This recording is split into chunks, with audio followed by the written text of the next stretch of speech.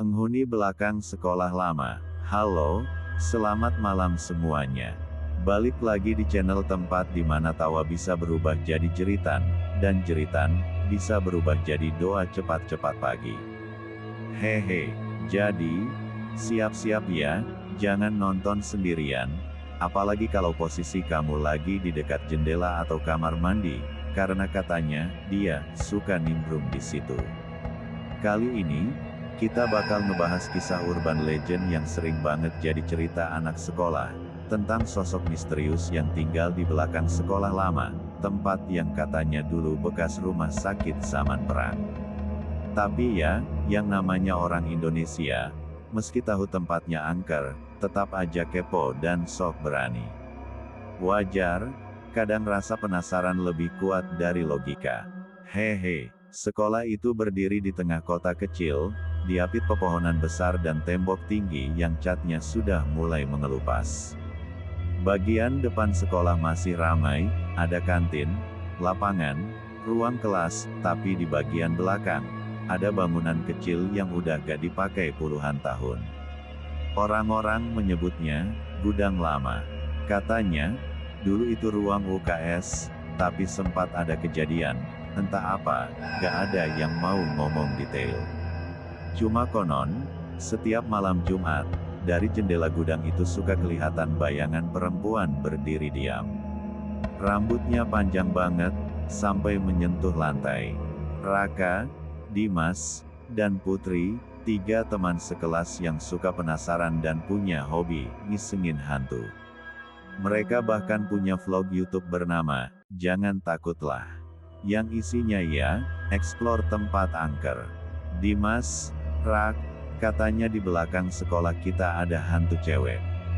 Mau kita tes gak? Raka, halah, paling juga tikus. Putri, tikus sih gak masalah. Tapi kalau tikusnya jalan sambil ketawa, kabur aku. Suatu malam, mereka bertiga balik ke sekolah, pura-pura ikut kegiatan malam tapi sebenarnya mau eksplor gudang belakang. Bawa senter, kamera, dan keberanian setipis kertas ujian matematika. Pas mereka nyalain kamera, Raka berbisik, "Oke gengs, ini dia, kita lagi di belakang sekolah." Katanya di sini sering ada yang nangis. Dimas, kalau nangisnya karena belum ngerjain PR, aku juga sering tuh. Putri, ses, denger gak? Ada suara, ketok-tok-tok pelan dari dalam gudang. Mereka saling pandang. Raka coba dorong pintu, tapi terkunci. Tiba-tiba, klik, pintunya kebuka sendiri. Lampu senter berkedip-kedip. Di dalam, ada lemari tua, papan nama bertuliskan, UKS, dan kasur berdebu dengan bercak merah tua. Lalu terdengar bisikan pelan, "Sakit ya?" Putri langsung teriak, "Rak, matiin kameranya. Ayo keluar." Tapi pas kamera diarahin ke pintu keluar, bayangan perempuan rambut panjang berdiri di sana, menunduk. Dimas gemetar, Bu penjaga." Bayangan itu angkat kepala, matanya bolong. "Kalian gak boleh ke sini." Mereka bertiga kabur sekuat tenaga. Kamera jatuh, masih merekam suara langkah terburu-buru dan tawa kecil di latar belakang. Tawa perempuan itu. Besok paginya, kamera ditemukan penjaga sekolah, tapi anehnya, waktu diputar, cuma Dimas dan Putri yang kelihatan. Raka hilang dari rekaman.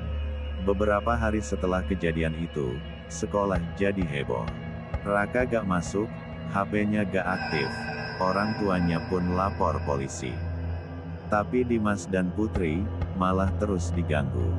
"Dimas, Put, tiap malam aku dengar notif dari grup vlog kita. Tapi yang kirim, akun Raka." Putri, "Raka, gak mungkin, dia kan." Dimas, "Nih lihat, pesannya, balik ke gudang." "Aku belum keluar." Dimas dan Putri nekat balik lagi, kali ini ditemani penjaga sekolah Pak Surya. Pak Surya cerita, kalau dulu UKS itu sempat jadi tempat rawat anak korban kecelakaan. Salah satu pasiennya meninggal di sana.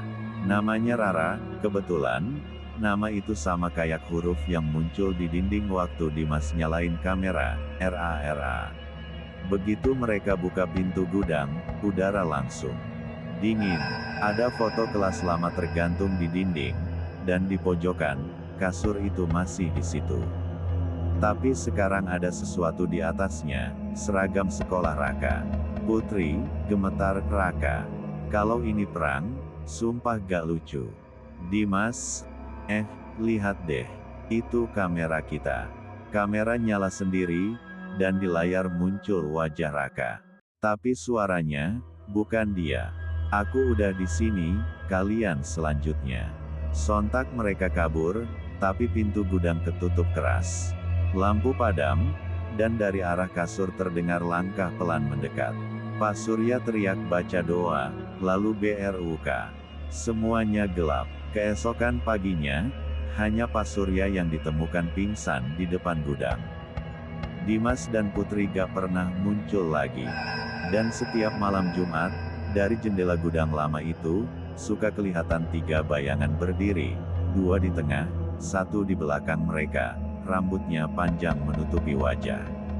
Kadang, rasa penasaran bisa bawa kita ke hal-hal yang seharusnya gak kita ganggu. Jadi kalau kamu punya sekolah lama, gudang kosong, atau tempat misterius di dekat rumah, ya mending diem aja. Karena bisa jadi, mereka masih di situ, nunggu yang sok berani datang. Hehehe, sampai jumpa di cerita selanjutnya, kalau kamu masih berani nonton malam-malam. Sekian cerita kali ini, terima kasih dan sampai jumpa.